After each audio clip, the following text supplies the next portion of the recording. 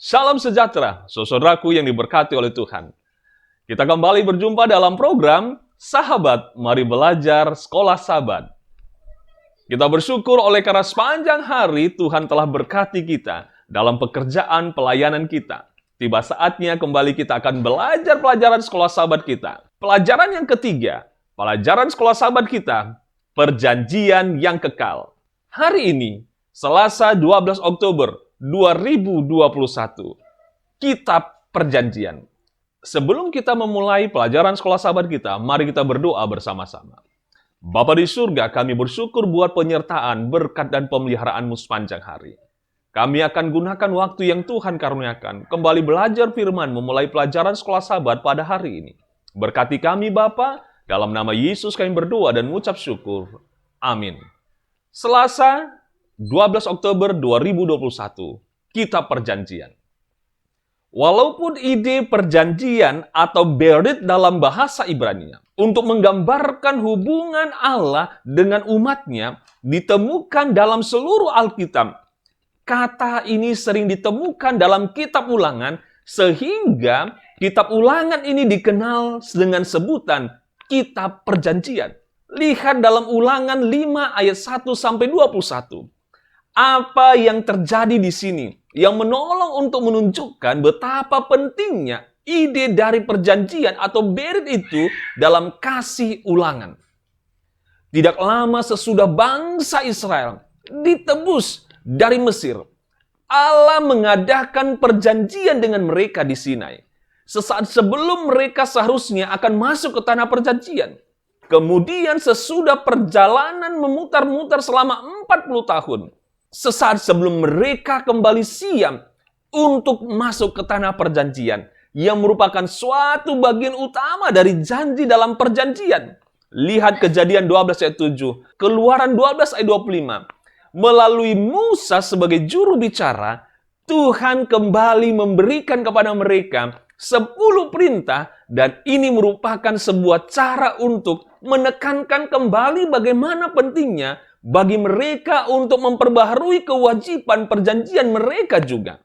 Ya, Tuhan akan segera memenuhi janji perjanjian itu kepada mereka. Meskipun demikian, sekarang mereka berkewajiban menegakkan kesepakatan bersama mereka.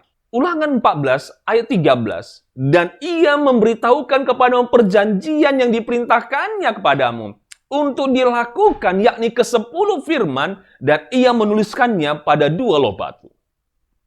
Tuhan melakukan pada saat di Sinai dan sekarang. Dan ia melakukannya lagi di Moab sesaat sebelum mereka mendapat tanah yang dijanjikan kepada mereka melalui janji yang dibuat kepada para bapa mereka ratusan tahun sebelumnya.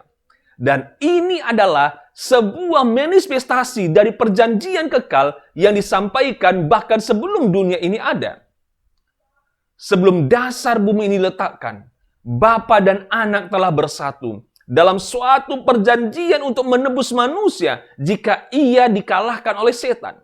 Mereka telah berjabatan tangan dalam janji yang penuh hikmat bahwa Kristus harus menjadi pengaku bagi umat manusia.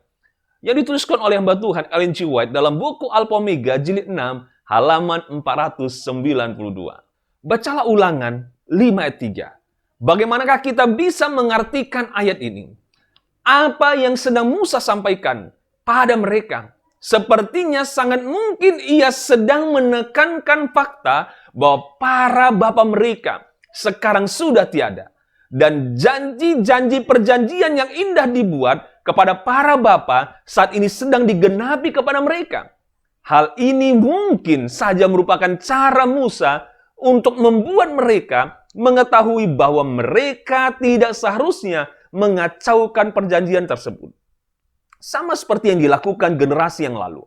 Janji-janji atau dalam berbagai kewajiban sekarang adalah milik mereka. Pada pekan ini ayat hafalan kita Kejadian 17 ayat 7. Aku akan mengadakan perjanjian antara aku dan engkau, serta keturunanmu, turun-temurun menjadi perjanjian yang kekal, supaya aku menjadi Allahmu dan Allah keturunanmu. Saudaraku yang diberkati oleh Tuhan, kembali kami menghimbau kita, mari luangkan waktu kita untuk sejenak belajar firman Tuhan melalui pelajaran sekolah sahabat kita dan berkumpul bersama keluarga untuk berbakti memuji nama Tuhan. Mari kita berdoa bersama-sama. Terima kasih Bapa di surga, kami sudah membaca firman Tuhan. Biarlah berkat Allah tercurah bagi kami, iman kami dipertambahkan, sukacita melimpah. Sebagai orang-orang yang Tuhan telah tebus dan selamatkan. Berkati kami Bapa, berkati keluarga kami. Biarlah kami menjadi pelaku firman, dalam nama Yesus kami berdoa dan mengucap syukur. Amin. Terima kasih telah mengikuti program Sahabat, Mari Belajar Sekolah Sahabat. Kami mengharapkan senantiasa kita akan dapat bertemu kembali pada esok hari untuk pelajaran berikutnya. Jikalau saudara terberkati dengan program Sahabat Mari Belajar Sekolah Sahabat, silakan subscribe, like, dan bagikan kepada saudara-saudara kita yang lain agar mereka pun mendapatkan berkat melalui program ini. Tuhan Yesus memberkati kita sekalian.